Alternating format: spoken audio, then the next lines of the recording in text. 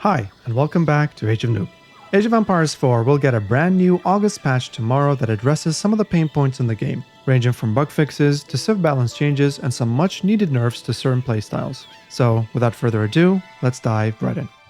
Starting with the general changes, herbal medicine's healing rate improvement is reduced from 100% down to 60%. This is a big nerf, and according to the devs, was primarily aimed to curb stacked healing on elephants for the Delhi Sultanate. Survival Techniques gets yet another change. This time, the devs are buffing it once more. I already covered Survival Techniques numerous times, and mentioned that after the general buff to hunting villagers, Survival Techniques became mostly irrelevant. Since I tested Survival Techniques so many times, I immediately knew that it became useless after those changes. So I'm not sure how the devs missed out on this, to be honest. Regardless, it's fixed now, so Survival Techniques cost is now reduced from 100 gold and 50 wood to 75 gold and 25 wood, and its research time from 45 seconds down to 25. Although I have to test these changes yet again, it's safe to say that with these buffs, you should research Survival Techniques before beginning any hunt. Siege Engineering gets a 15-second research speed buff down to 30 seconds from 45, and the ram's cost is decreased from 300 down to 250 wood. The aforementioned buffs to the rams are a part of the nerf to both turtling as well as tower rushing that we will get to in a moment. Moving on, scouts are overall nerfed. Their health regen is reduced by 50% and its production time increased from 20 to 25 seconds. That said, their line of sight has been tweaked, so they will be better at providing line of sight through stealth forests.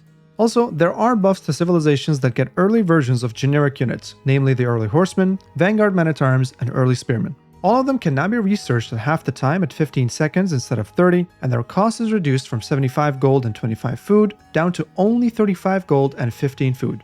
This is a good change in my opinion, as other civilizations do not even have to bother with these upgrades if they don't have the early versions of the unit. Perhaps one of the more controversial mechanics in defending is also being changed. Defenses will no longer be locked onto the rams when defending. This means that you can finally micro your buildings to change their firing target to hit other units while you're being attacked. That said, the town center is nerfed defensively to offset this change, as its attack interval is nerfed significantly and garrison slot reduced by 5. I still think these are good changes altogether. And yes, you can all take a sigh of relief as tower rushing is getting a direct nerf. Its health is reduced by a whopping 250 HP, down from 1000 to 750, its attack interval nerfed the same as the town center, and its building time is increased by 15 seconds, up from 45 to 60. When we couple these big nerfs to the tower rusher with an easier transition to the rams in the early game for the defender, it's safe to say that tower rushing will be significantly more difficult to pull off. It's too early to tell if tower rushing will be dead altogether, but I'm confident that defending against this playstyle won't be as miserable as it used to be. Moving on to civ-specific changes, the Delhi Sultanate's Tower Elephant gets a rework, but is overall nerfed. Its HP is significantly reduced down to 600 HP, but it's better against range units now with 3 more ranged armor. The French are easily the strongest civilization in the game right now, and they deservedly receive yet another nerf by the developers. The production speed bonus for their town centers in the feudal age is decreased from 15% to 10%, and castle age from 20% to 15%. The dark age at 10% and imperial age at 20% remain the same. The French will still be a top-tier civ even with these changes, but these changes should slightly tune them down a touch.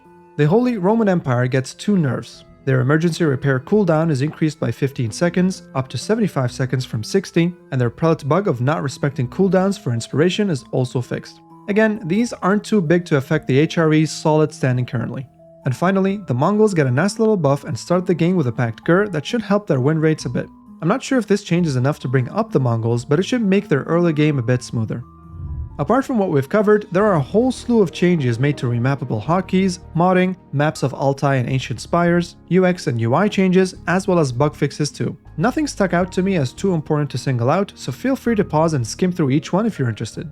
As a final note, the developers are apparently gearing up to rehaul water gameplay altogether, with new ship types, movement and turning, cost, and map changes on the horizon. This basically sounds like we'll need to relearn water balance altogether from scratch, which honestly isn't too bad because the current water gameplay just sucks.